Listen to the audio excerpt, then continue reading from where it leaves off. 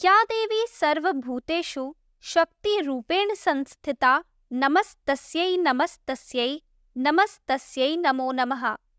जय माता दी दोस्तों, स्वागत है आपका हमारे YouTube चैनल पर। आप सभी को नवरात्रि की हार्दिक शुभकामनाएं। आप सभी का दिन शुभ और मंगलमय हो। आप सभी की मनोकामनाएं माता रानी पूरी करे।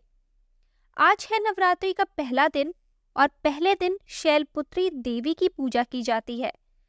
आदि शक्ति मां दुर्गा की भक्ति के महान अनुष्ठान नवरात्रि का प्रथम दिन पूर्ण रूप से देवी शैलपुत्री को समर्पित होता है। नव दुर्गा के सभी 9 स्वरूपों में देवी शैलपुत्री की उपासना प्रथम दुर्गा के रूप में की जाती है। समस्त लोकों में मां शैलपुत्री ही जगत जननी आदि शक्ति मां पार्वती के नाम से जानी जाती है। अपने भक्तों के बीच माता रानी गौरी एवं उमा के नाम से भी अत्यंत लोकप्रिय है। शास्त्रों में मां शैलपुत्री का स्वरूप चंद्र के समान बताया गया है। मां के मस्तक पर स्वर्ण मुकुट में अर्धचंद्र उनकी शोभा बढ़ाता है।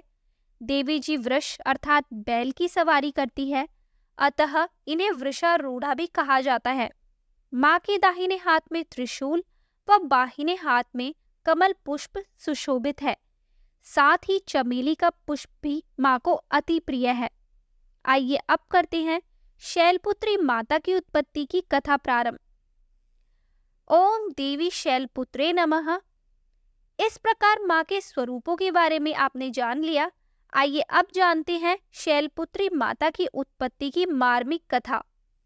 शिव महापुराण के अनुसार एक बार प्रजापति दक्ष ने एक बहुत बड़े यज्ञ का आयोजन किया। इस यज्ञ में उन्होंने सभी देवी देवताओं एवं ऋषियों को अपना यज्ञ भाग प्राप्त करने के लिए आमंत्रित किया, किंतु उन्होंने इस यज्ञ में अपने दामाद अर्थात शिवजी को आमंत्रित नहीं किया। जब यह समाचार माता सती ने सुना कि उनके पिता ने एक अत्यंत विशाल यज्ञ का अनुष्ठान कर रहे हैं, तो माता सती का मन भी उस यज्ञ में शामिल होने के लिए व्याकुल हो उठा। इसके बाद माता सती ने यज्ञ में चलने के लिए शिवजी से आग्रह किया। तब शिवजी ने उत्तर दिया कि इस यज्ञ में समस्त देवी देवताओं एवं ऋषियों को आमंत्रित किया गया है, किंतु हमें यज्ञ भाग हेतु बुलावा नहीं भेजा गया। ऐसी स्थिति में बिना निमंत्रण के हमारा वहां जाना उचित नहीं है। किंतु शंकर जी के इन विचारों से माता सती सहमत नहीं हुई और पिता के यज्ञ का हिस्सा बनने के लिए उस आयोजन में पहुंच गई। लेकिन पिता प्रजापति दक्ष ने उनके उस आयोजन में आने की उपेक्षा की तथा शिवजी के लिए अपमानजनक शब्दों का प्रयोग किया। अपने पिता द्वारा अपने पति का यह अपमान देखकर माता सती का मन पश्चाताप, क्षोभ एवं क्रोध से भर उठा और वह उस दुर्व्यवहार को सहन नहीं कर सकी। उन्होंने उसी क्षण योग अग्नि द्वारा स्वयं को भस्म कर लिया। इसके बाद अपने अगले जन्म में माता सती ने ही पर्वतराज हिमालय की पुत्री के रूप में जन्म लिया। इस बार वे शैलपुत्री के नाम से विख्यात हुई। माता सती के समान ही मां शैलपुत्री महादेव शिव की अर्धांगिनी बनी। आइए अब जानते हैं कि नव दुर्गाओं में प्रथम देवी शैलपुत्री का महत्व क्या है। उनकी साधना से प्राप्त होने वाले लाभों के बारे में भी आप जानेंगे। मां ने अपने शैलपुत्री स्वरूप में अत्यंत कठिन तपस्या करके महादेव को पति के रूप में प्राप्त किया था।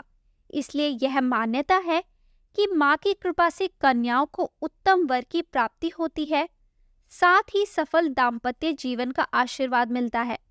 धार्मिक ग्रंथों के अनुसार भाग्य का प्रदाता ग्रह चंद्रमा भी देवी शैलपुत्री द्वारा शासित होता है।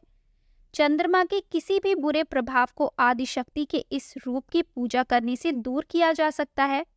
मां शैलपुत्री की उपासना से साधक का मन शैल अर्थात चट्टान के समान स्थिर और एकाग्र हो जाता है, जिससे विचारों में मजबूती आती है और आत्मविश्वास भी बढ़ता है।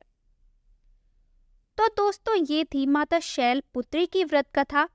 आपको ये कथा कैसी लगी हमें कमेंट करके ज़रूर बताएं। आगे की और कथाएं सुनने के लिए हमारे चैनल को सब्सक्राइब करें और शेयर करना ना भूलें।